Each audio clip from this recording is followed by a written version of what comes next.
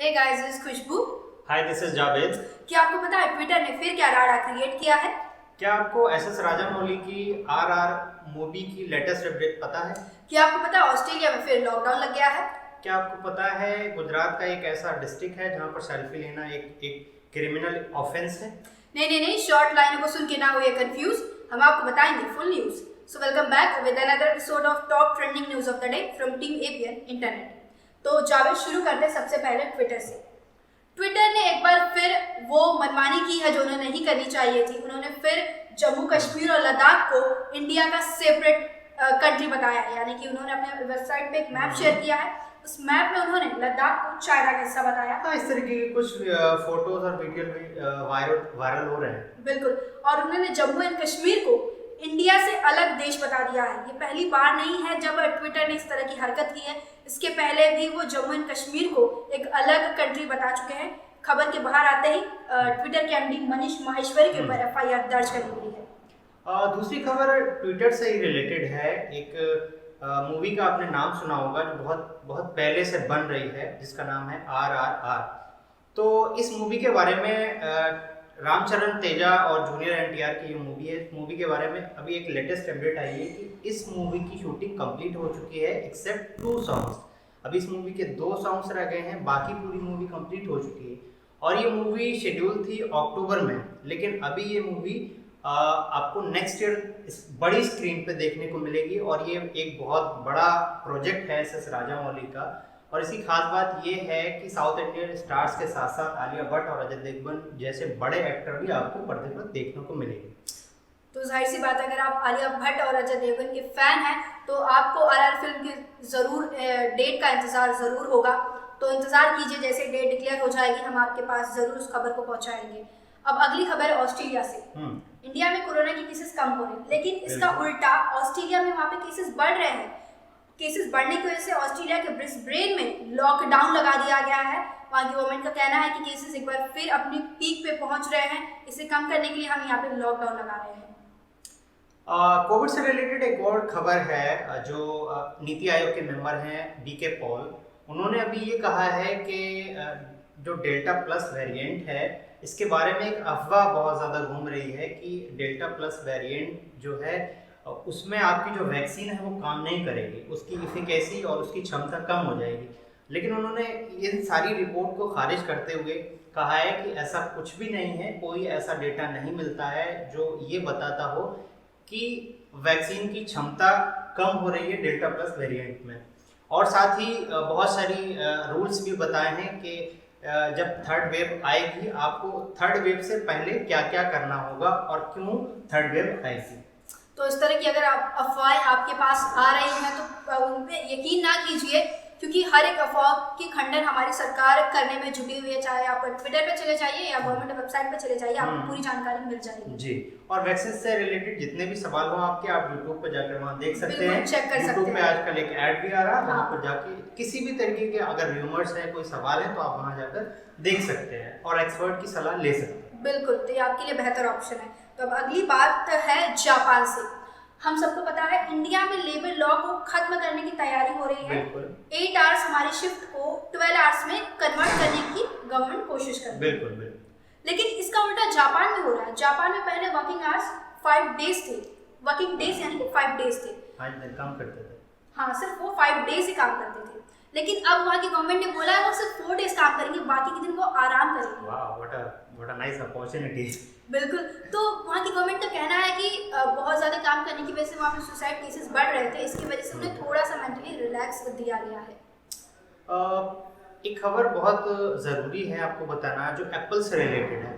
Apple जो है उसने अभी अनाउंस किया है, अभी एक रिपोर्ट के मुताबिक एप्पल जो है अपनी प्रोडक्शन कॉस्ट से लगभग 59% ज़्यादा कमाई करता है। और वो ये कमाई सिर्फ एप्पल के आईफोन से करता है। जैसे आप एप्पल का आईफोन ले लीजिए, आईफोन 12 प्रो, उसकी कॉस्ट जो है प्रोडक्शन कॉस्ट है 30,000 और उसका सेलिंग प्राइस है 74,000। तो it will be very interesting कि सिर्फ आईफोन से मतलब 59% ज़्यादा कमाई कर रहा है एप्पल। तो मतलब ये बड़ी बात है जावेद कि वो 30,000 ही सिर्फ खर्च करते हैं और उसे वो सेल करते हैं 70 से ज़्यादा में, मतलब कंपनी काफ़ी अच्छा मुनाफा कमा रही है। तो अब अगली बात करते हैं लॉकडाउन और कोरोना की। तुझे पता है जावेद, जब लॉकडाउन था, कोरोना पीक पे था, तो आम जनता 10 साल पीछे चली गई है, और जो अमीर थे वो इतने अमीर हो गए हैं कि आने वाले टाइम में और अमीर होंगे। हाँ, इस तरीके की बहुत सारी रिपोर्ट्स आ रही थी when the lockdown were imposed in India, तो ऐसी बहुत सारी रिपोर्ट्स थी। तो ऑक्सफैम ग्लोबल ने एक रिपोर्ट पेश की है। उनकी रिपोर्ट के अकॉर्डिंग जो अमीर व्यक्ति है उसने लॉकडाउन में छप्पर फाड़ के कमाई की है, और जो आम जनता है, जो मिडिल क्लास फैमिली, वो 10 साल पीछे चले गए हैं। यानी कि 2021 से वो 10 साल पीछे चले गए हैं। इस वक्त को टच करने के लिए उन्हें 10 साल का टाइम लगेगा। ओके, तो अगली खबर एक जो सेल्फी लवर्स हैं उनके लिए थोड़ा डिप्रेसिंग सी हो सकती है। क्यों? गुजरात का एक सूबा है जिसका नाम है डांग। वहाँ पर सेल्फी लेना, वहाँ कुछ हिल स्टेशंस हैं, वाटरफॉल्स हैं, और वहाँ पर सेल्फी लेना एक क्रिमिनल ऑफेंस है, जिसकी वजह से डेथ्स बहुत सारी हो रही थी। तो वहाँ की जो अथॉरिटी है उन्होंने उसको मना कर दिया है। अच्छा, ये रिस्ट्रिक्शंस पहले भी थे, पिछले 3 साल से ये रिस्ट्रिक्शंस थे, लेकिन अब उन रिस्ट्रिक्शंस को और फर्दर एक्सटेंड कर दिया गया है। क्यों? क्योंकि डेथ के केसेस बहुत ज़्यादा आ रहे थे, और इंडिया में सबसे ज़्यादा सेल्फी लेने से डेथ रिपोर्ट की गई है। उसके बाद रशिया है, उसके बाद यूके है, ऑस्ट्रेलिया है। तो ये it could be A depressing news for selfie lover, but ये डेथ को कम करने के लिए और सेल्फी जैसी जो एक खुमार है उसको कम करने के लिए ऐसे फैसले लिए गए हैं। जैसे कि हम सबको पता है कि सेल्फी का खुमार पिछले कुछ वक्त में लोगों के सर पे चढ़ के बोल रहा है, तो वो अपनी जान की परवाह किए बिना भी कहीं पे भी जाके पिक्चर्स क्लिक करते हैं। बहुत से केसेस आए कि कुछ लोग झील में गिर गए, पहाड़ों से गिर गए, तो उनकी जान को बचाने के लिए तमाम कोशिशें की जा रही हैं। आप सेल्फी ले सकते हैं, लेकिन with in a safe manner. आप मतलब अपने आप को सेफ करते हुए आप सेल्फी ले सकते हैं। सेल्फी लेने से मनाही नहीं है, बट इसके फर्दर कॉन्सिक्वेंसेस गलत ना हो। आप रहेंगे तो ही सेल्फी लेंगे, इस बात को ध्यान में रख के सेल्फी लीजिए। तो अगली बात करते हैं दीपिका कुमारी की। दीपिका कुमारी दुनिया की नंबर 1 आर्चरी की, यानी कि वो तीर अंदाजी में नंबर 1 पोजीशन पे अपना मुकाम रखती हैं। उन्होंने कल रशिया की एलेना ओसीकोवा को हरा के 3 गोल्ड मेडल अपने नाम कर लिया गया है, और ये तीनों गोल्ड मेडल उन्होंने 5 घंटे के अंदर अपने नाम किया है। यानी कि अब जापान में होने वाले टोक्यो ओलंपिक में दीपिका आराम से जा सकती हैं। अब दीपिका को कमी है तो सिर्फ ओलंपिक मेडल की, क्योंकि उनके पास ऑलरेडी 9 गोल्ड मेडल है, लेकिन उनके पास ओलंपिक मेडल एक भी नहीं है। तो अब ये देखने लायक होगा कि उनका प्रदर्शन आने वाले ओलंपिक में कैसा रहता है। बिल्कुल।